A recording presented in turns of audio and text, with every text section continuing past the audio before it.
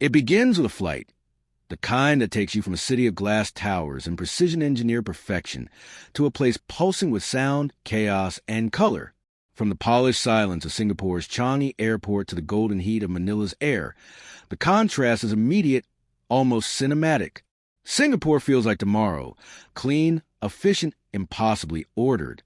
The Philippines, at first glance, feels like everything it isn't: messy, unpredictable, alive. But what if the future isn't only built on glass and order? What if it beats the rhythm of something more human, something raw, restless, and unstoppable? In recent years, the Philippines have begun to defy global expectations. Once dismissed as a poor neighbor of Asia, it's now quietly emerging as one of the region's most dynamic societies, powered not just by infrastructure or technology, but by its people. From the global rise of its English-speaking workforce to the tech startups, creative industries, and digital nomads reshaping Manila, Cebu, and Davao, the story is changing fast. So what's really happening here? How did a country once left behind start catching up, and in some ways, surpassing the models that once inspired it? If stories like this fascinate you, make sure to subscribe and join us as we uncover more of the world's hidden connections.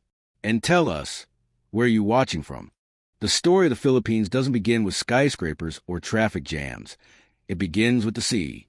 More than 7,000 islands scattered across the Pacific, shaped by waves, wind, and centuries of movement.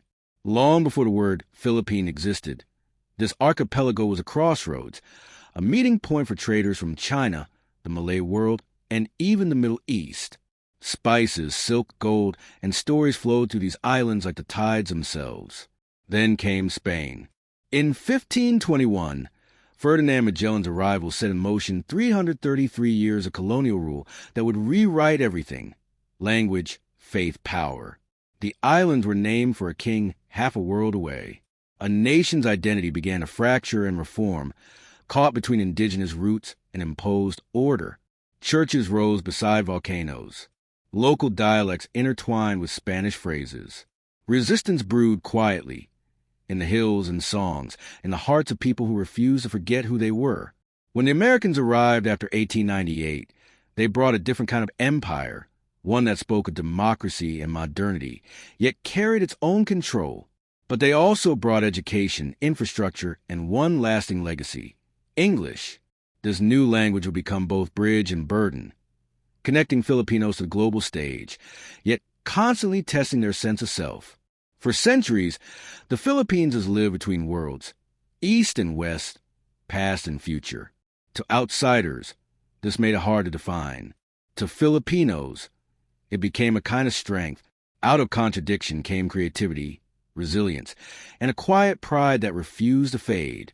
But how did a nation so rich in spirit come to be seen as the poor cousin of Asia? The misunderstanding began not in the islands themselves, but in how the world chose to see them. Through much of the 20th century, the Philippines was viewed through headlines, stories of corruption, poverty, and calamity. Typhoons became metaphors for mismanagement. Resilience became a word used too often, as if enduring pain were a badge of honor. Yet beyond the noise, something deeper was always unfolding. In the streets of Manila, jeepneys painted in bursts of color became symbols of survival. Hand-me-down military vehicles turned into moving art. In the provinces, rice farmers still sang Harana under the same stars their ancestors prayed to. And in every household where a light flickered at night, there was someone dreaming beyond the horizon, someone preparing to leave, not out of despair, but hope. By the late 20th century, millions of Filipinos had become the world's workers. Teachers in Dubai, nurses in London, engineers in Singapore, seafarers crossing oceans. They left pieces of their hearts across continents, building homes through remittances, keeping families afloat through distance and sacrifice. What the world saw as brain drain was, in truth, a quiet transfer of spirit, a cultural export powered by empathy, diligence, and skill. The Philippines may not have had the glittering GDP of its neighbors, but had something harder to measure: human warmth, adaptability, and connection. While nations like Singapore built systems, the Philippines built relationships. And slowly, those relationships began to form invisible bridges across the world. What happens when the very people once underestimated start shaping the global workforce, not just serving it, but redefining it? It didn't happen overnight.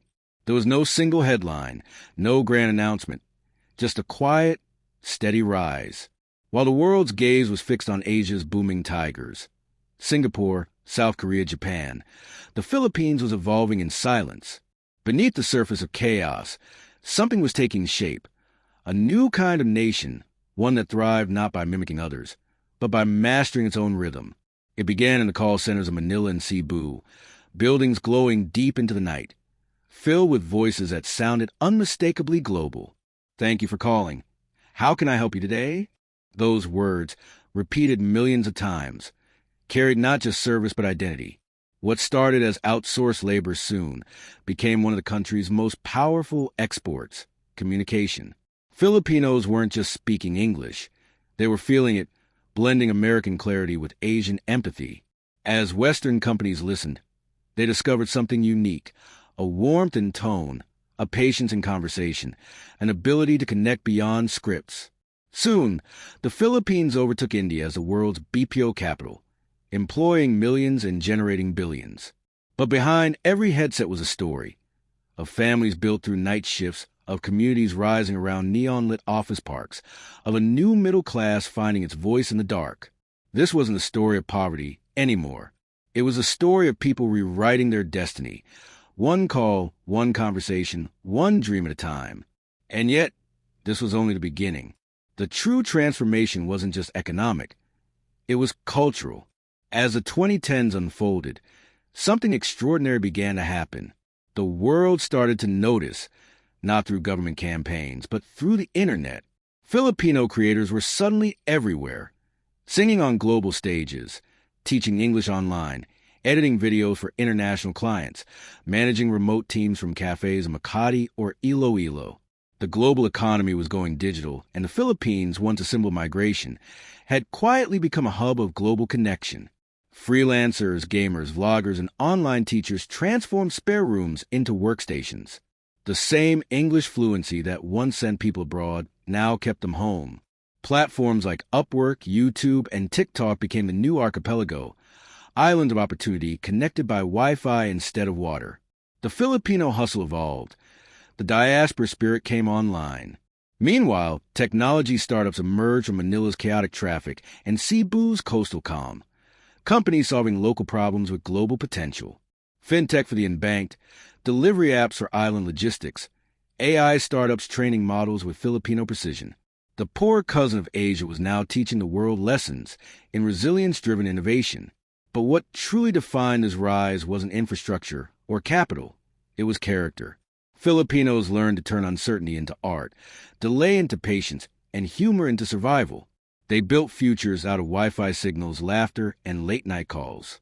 And as Singapore perfected efficiency, the Philippines perfected adaptability, the ability to thrive in chaos, to humanize technology, to make progress feel personal. The question now isn't if the Philippines will catch up, but what kind of future it's creating for the rest of us. To understand the Philippines today is to understand a paradox, a nation that seems endlessly chaotic yet deeply connected, imperfect yet profoundly alive. Walk through the streets of Manila at dusk and you'll see it. Food stalls steaming beside skyscrapers, children laughing as traffic roars, a kind of rhythm that feels improvised but never lost. Progress here doesn't hum in silence. It sings, argues, dances. Singapore may dazzle with its precision, a city built like a circuit board, where everything functions by design. But the Philippines offers a different vision of the future, one that breathes. It's not sterile or symmetrical, but human. The power doesn't lie in perfection. It lies in the pulse of millions who wake before dawn, who build, teach, care, and dream not for themselves alone, but for families, for communities, for collective bayanihan, that timeless Filipino spirit of helping one another. In a world growing colder through automation and isolation, perhaps this is the real model of tomorrow, not just smart cities, but kind ones. Places where progress isn't measured only by GDP, but by warmth, empathy, and the ability to stay connected despite distance. Because while others build systems to serve people, the Philippines builds people who serve each other. When you look closer, The rise of the Philippines isn't about skyscrapers, technology, or even economic rankings. It's about people who never stop believing that joy could coexist with struggle, that laughter could survive in traffic, that dreams could grow in small rooms filled with noise and hope. The true wealth of this nation has always been emotional intelligence, a collective intuition for care, warmth, and perseverance that no machine can replicate. Perhaps that's why, for all its imperfections, the Philippines feels like the most human version of the future, a place where innovation is born out of empathy, and progress doesn't erase culture, it carries it forward. Singapore may represent what's possible when a system is perfected. The Philippines represents what's possible when people refuse to give up, when progress comes not from control, but from compassion. So when someone says, "I thought Singapore was the future," maybe the real question is, what kind of future do we actually want? One built on flawless efficiency, or one that remembers the warmth of human connection? Because the world of tomorrow might not look like a spotless skyline.